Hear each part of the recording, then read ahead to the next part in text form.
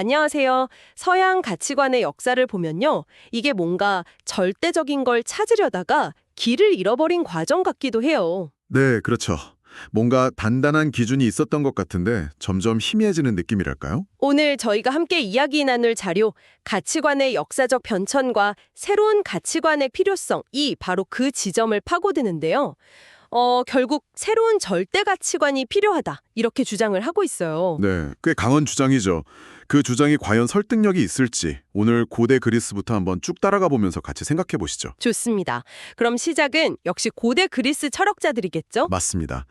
기원전 6세기쯤 보면 탈레스 같은 철학자들이 나오잖아요. 이 사람들은 세상을 신화가 아니라 물 같은 어떤 물질적인 근원으로 설명하려고 했어요. 아, 유물론적 사고의 시작 같은 거군요.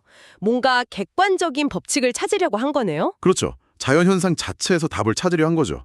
그런데 이게 또 변화를 맞이합니다. 어떤 변화죠? 상대주의가 등장한다고요? 네, 기원전 5세기 아테네 민주정치가 발달하면서요. 시민들을 설득하는 게 중요해지니까 말 잘하는 기술, 즉 변론술이 막 되기 시작해요. 아하, 그러면서 소피스트들이 등장한 거군요. 맞아요.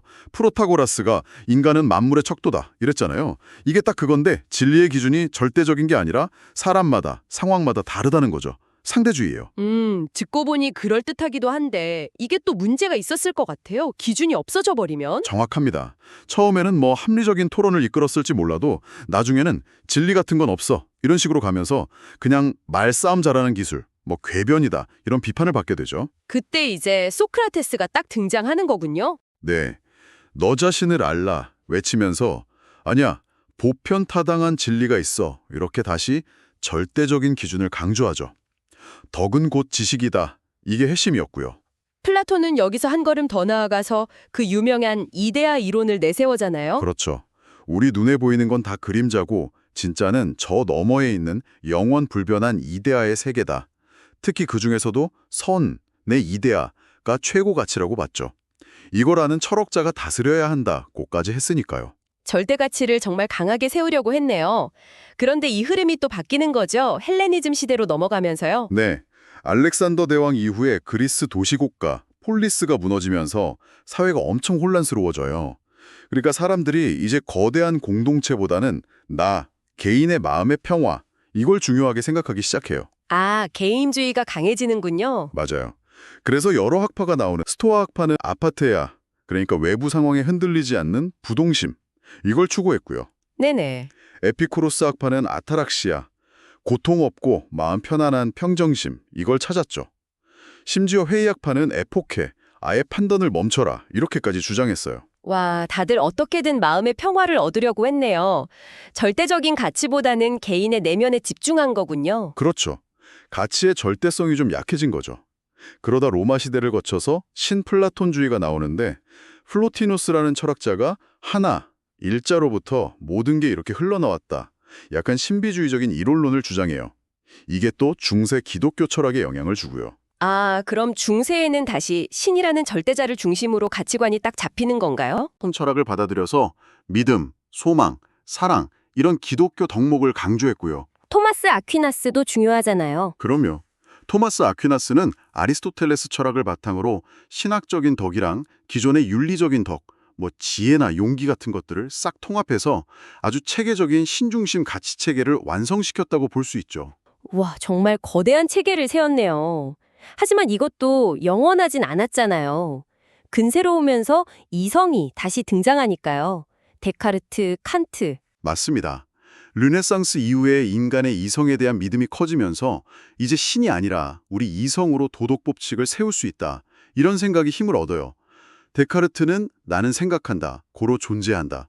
이걸로 출발했고 칸트는 정언명법을 제시했죠. 내 의지의 준칙이 언제나 동시에 보편적 입법의 원리가 될 수 있도록 행해야 하라. 이거 맞죠? 네, 바로 그거죠. 굉장히 엄격한 도덕 법칙이에요.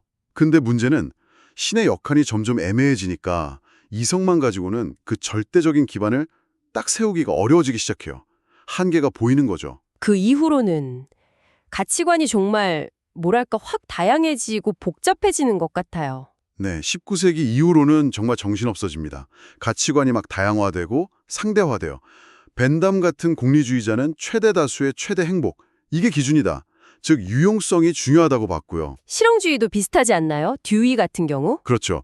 듀이의 프래그머티즘도 결국 결과적으로 유용한 게 좋은 거다. 이런 입장이었죠. 그런데 여기서 더 급진적인 비판도 나와요. 니체 같은 경우는 기독교 도덕, 그거 다 노예 도덕이다. 이러면서 힘의 의지를 막 외치고요. 와, 니체는 정말 파격적이네요. 공산주의는 또 다른 방향이고요. 네, 공산주의는 계급투쟁, 그리고 프롤레타리아 계급의 유용성, 이걸 가치의 기준으로 삼았죠. 완전히 다른 이야기예요. 그러다가 20세기에는 아예 가치 문제를 철학에서 좀 분리하려는 움직임까지 있었다면서요. 네, 그게 또 중요한 지점인데요. 신칸트 아파 같은 경우는 사실 판단이랑 가치 판단을 엄격하게 나누어야 한다고 주장했어요. 그리고 분석 철학 같은 흐름에서는 가치 문제는 철학이 다를 게 아니다. 약간 이런 경향까지 보였고요. 바로 이 지점에서 오늘 자료가 문제를 제기하는 거군요. 맞습니다. 이 자료는 바로 그 지점, 즉 가치를 도외시하고 사실 탐구나 기술 발전에만 몰두한 결과가 뭐냐? 바로 환경 파괴, 대량 살상 무기 같은 현대 사회의 끔찍한 위기들을 불러왔다는 거예요. 아주 날카로운 진단이죠. 정리를 좀 해보면 고대 그리스에서 절대 가치를 찾으려는 노력으로 시작해서 중세에는 신을 중심으로 뭉쳤다가 근현대에 와서는 이성, 상대주의, 실용주의를 거쳐서 결국 가치와 사실이 분리되는 지경까지 이렇게 흘러온 거네요. 네.